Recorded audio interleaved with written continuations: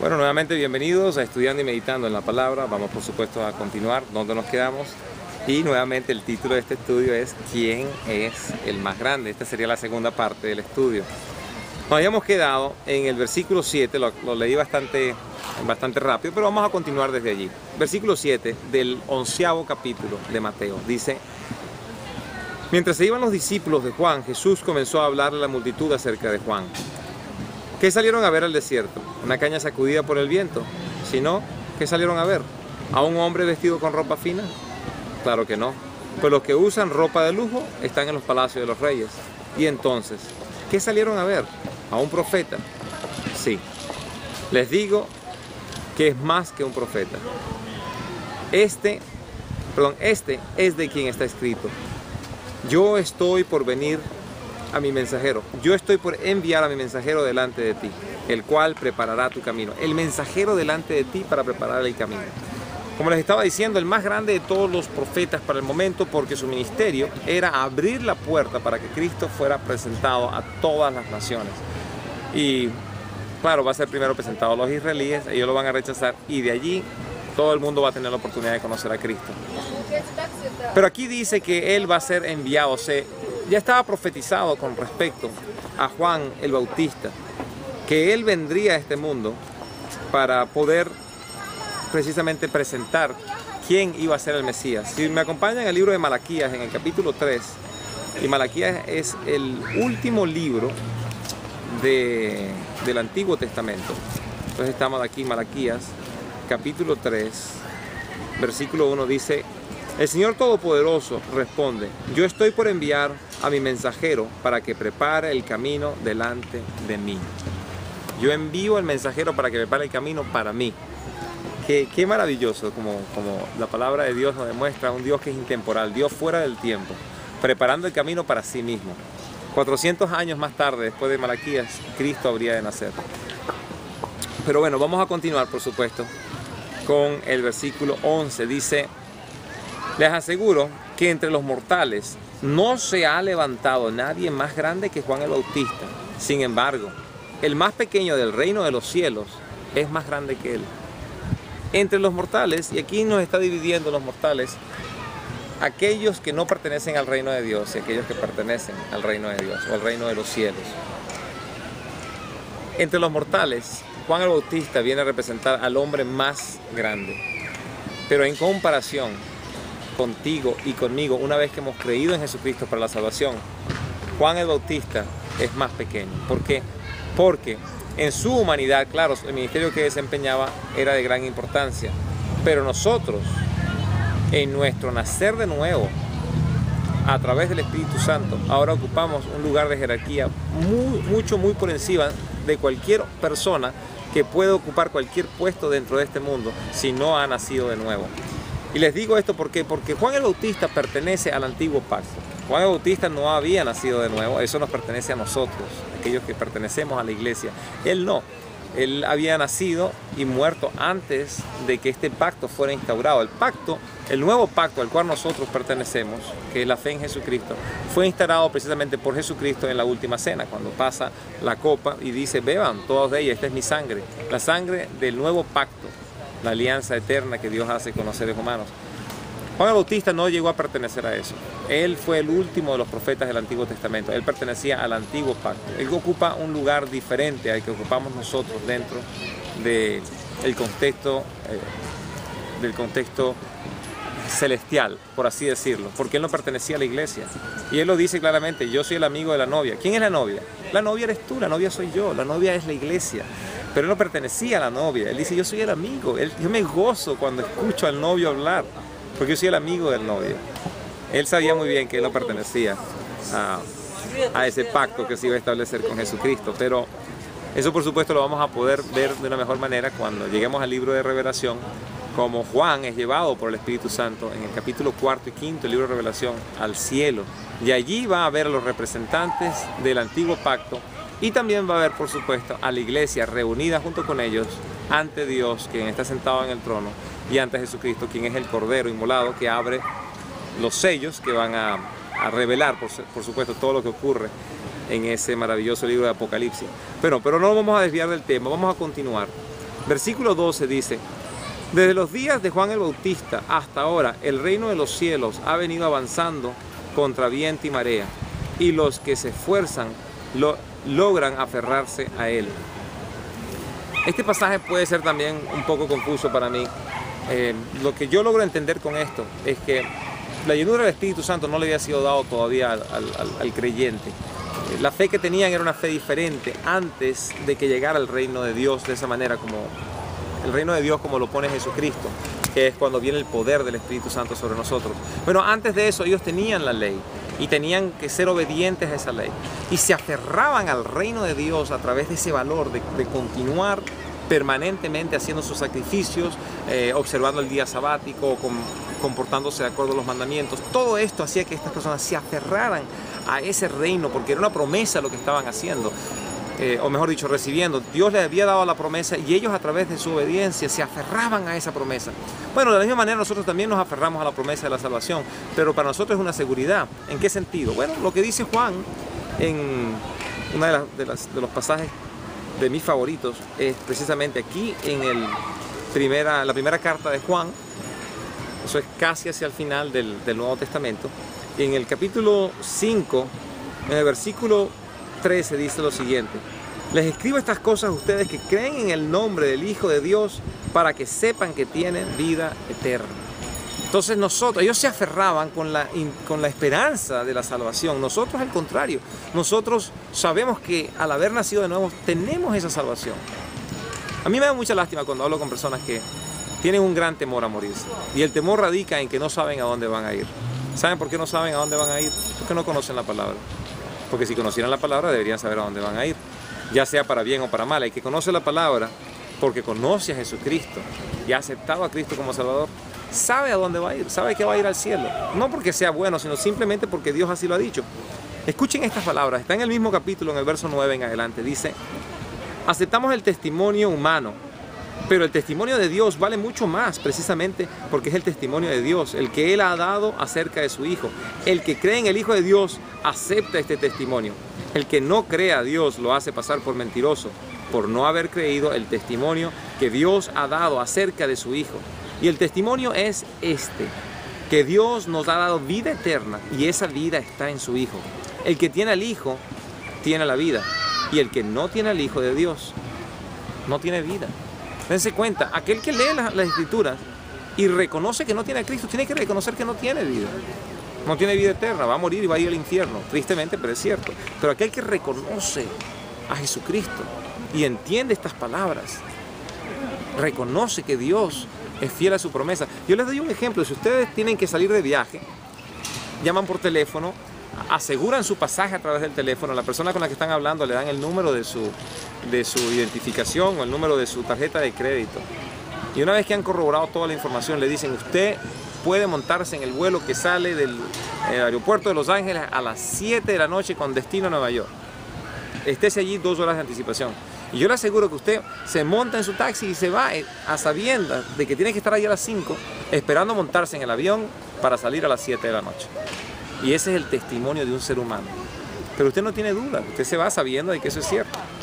Usted se imagina que usted tuviese dudas, tendría que llamar a la media hora: mire, usted verdaderamente me colocó en ese vuelo, usted tiene el número correcto en mi tarjeta de crédito, ¿está seguro? Lo llama después a 1 hora más tarde. Y es que yo tengo muchas dudas, yo no confío en usted. Es más, yo me voy para el aeropuerto ahorita mismo. Me voy al aeropuerto a esperar en el aeropuerto a que abran, a ver si es cierto que yo me puedo montar en el avión mañana en la noche. ¿Se dan cuenta lo ilógico que es eso, verdad? La persona confía en lo que una persona le está diciendo porque tomó el número de identificación, el número de la tarjeta de crédito, y le ha asegurado, usted le ha garantizado que usted se monta en ese vuelo. Bueno, aquí está el testimonio de Dios, quien te garantiza a ti y a mí que estamos montados en ese vuelo para el cielo. Así que, espero no haberme salido del contexto de lo que estaba diciendo. Le está diciendo en el versículo 12 que entonces ellos se aferraban al cielo a través de aquellas cosas que estaban haciendo, aquellas cosas de mantener la ley. Nosotros tenemos que tener la seguridad de que la salvación la tenemos por fe en Jesucristo, y ahora comenzamos a vivir una vida que demuestra que esa seguridad es real y que esa fe verdaderamente salva. Versículo 13 dice: porque todos los profetas y la ley profetizaron hasta Juan. Eso es bien importante, ¿saben por qué? Porque hoy en día hay personas que se aparecen y dicen, no, es que es una nueva profecía. Alguien está profetizando algo nuevo, algo que ni siquiera es bíblico, pero es buenísimo. Eso no es cierto, señores. Si es de Dios, no es nuevo. Y si es nuevo, pues no es de Dios. Acepten que el último de los profetas profetizó con respecto a Jesucristo, está aquí. Del resto, claro, van a haber profetas que van a... Pero los profetas nuevos que aparecen en el Nuevo Testamento no tienen el calibre que tenía Juan el Bautista, ni un Elías, ni un Moisés, ni un Zacarías, nada de eso. Son personas que simplemente tienen una palabra profética para el momento. Como aquel que le dijo a Juan, Dios dice que aquel que usa este cinturón va a ir preso. Y fue preso, fue una palabra profética. Pero no es alguien como que alguien te pueda decir, mira, algo nuevo con respecto a lo que dice las Escrituras. Jesucristo va a llegar este día, a esta hora, en tal lugar. Eso, señores, es mentira. Y ya lo hemos vivido, ¿verdad? Ya nos hemos dado cuenta que quiénes son capaces de decir esa clase de mentiras. Así que en el versículo 14 continuamos. Y si quieren aceptar mi palabra, Juan es el Elías que había de venir. El que tenga oídos que oiga. ¿Por qué es esto? Bueno, porque los judíos conocían la profecía de que Elías habría de regresar antes de que el Mesías volviera. Y diciéndole a ellos, aquel que lo quiera creer y entender, escuche bien. Entonces Juan el Bautista es precisamente Elías. Queriendo decirle a ellos, aquí está su Mesías, entiéndanlo. Continuamos. ¿Con qué puedo comparar esta generación que se parece a los niños sentados en la plaza que gritan a los demás? Tocamos la flauta y ustedes no bailaron, tocamos por los muertos y ustedes no lloraron. ¿Qué está diciendo aquí Jesucristo? Bueno, lo va a explicar un poquito más adelante, versículo 18 en adelante. Dice, porque vino Juan, que no comía ni bebía, y ellos decían, tiene un demonio. Y vino el Hijo del Hombre, que come y bebe, y dicen, este es un glotón y un borracho, amigo de los recaudadores de impuestos y pecadores. Por la sabiduría, pero la sabiduría queda demostrada por sus hechos.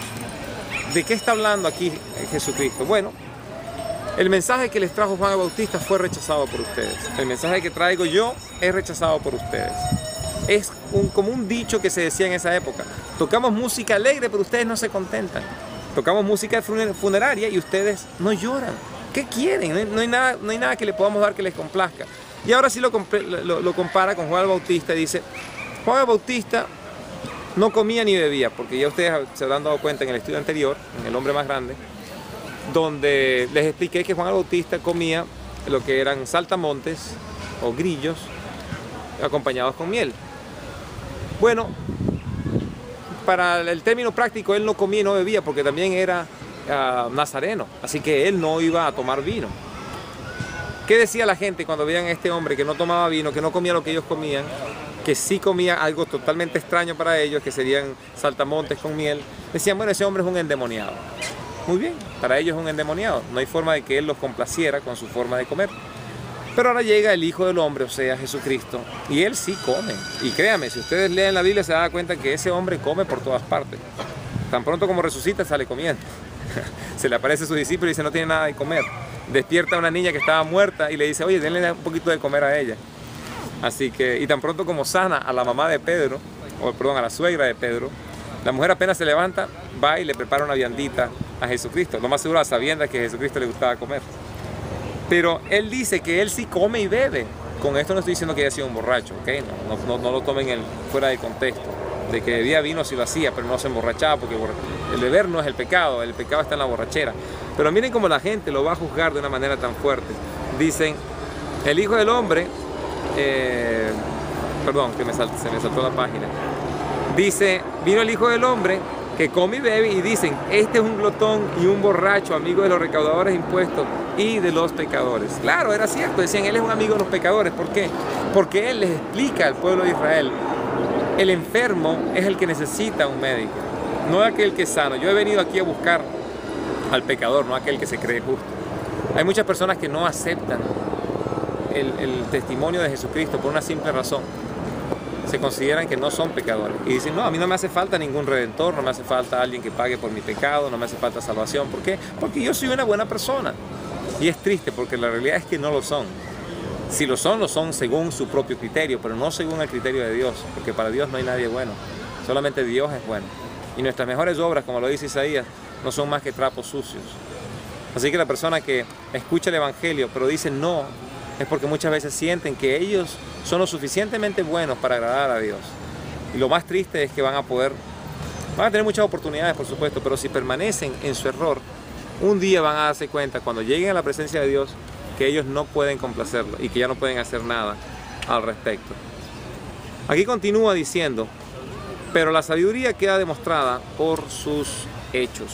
¿Dónde radica aquí la sabiduría? La sabiduría radica en que aquellas personas que aceptaron el testimonio de Juan el Bautista también fueron capaces de aceptar el testimonio de Jesús. Aquellos que rechazaron el testimonio de Juan el Bautista están rechazando básicamente la ley y los profetas. No tienen sabiduría. Pueden tener mucho conocimiento, pero no tienen sabiduría. La sabiduría es aquello que viene del temor a Dios. La palabra de Dios dice, el temor a Dios es el comienzo de la sabiduría. Cuando una persona tiene temor a Dios, es capaz de usar el conocimiento que tiene para tomar la decisión correcta. La decisión correcta siempre debería conllevarnos a la obediencia a Dios. Las personas muchas veces dicen, o he escuchado personas que dicen, fulano de tal es sabio, esta persona es muy sabia. Pero si esa persona no conoce a Dios, la Biblia dice que esa persona no es sabia. De hecho dice que esa persona es una necia. ¿Por qué? Porque el necio dice que Dios no existe. Así que aquel que no conoce a Dios es un necio ante los ojos de Dios. Pero aquí está diciendo, aquel que ha escuchado a los profetas y ha escuchado la ley y la cree y la acepta, esa persona se va a demostrar su sabiduría. ¿En qué? En que está teniendo temor a Dios. Así que esas personas que aceptaron ese testimonio fueron capaces de, en su momento, creer en Jesucristo. Pablo, tenemos un ejemplo de eso, cómo él procura ser obediente a Dios, pero en su celo por obediencia a Dios queda cegado por su deseo de que se cumpliera la ley como él creía que la ley tenía que ser cumplida, y opta por buscar matar a los cristianos. Y no es hasta que Dios le revela cómo es que la ley se aplica a nuestras vidas. La ley servía solamente para demostrarnos nuestro pecado, pero Jesucristo viene para salvarnos de él. Así que con esto vamos a concluir el primer estudio de este capítulo 11, aunque lo hicimos en 2 partes. Y por supuesto vamos a continuar en el siguiente estudio. Así que Dios los bendiga, ha sido un placer y será por supuesto hasta el próximo estudio.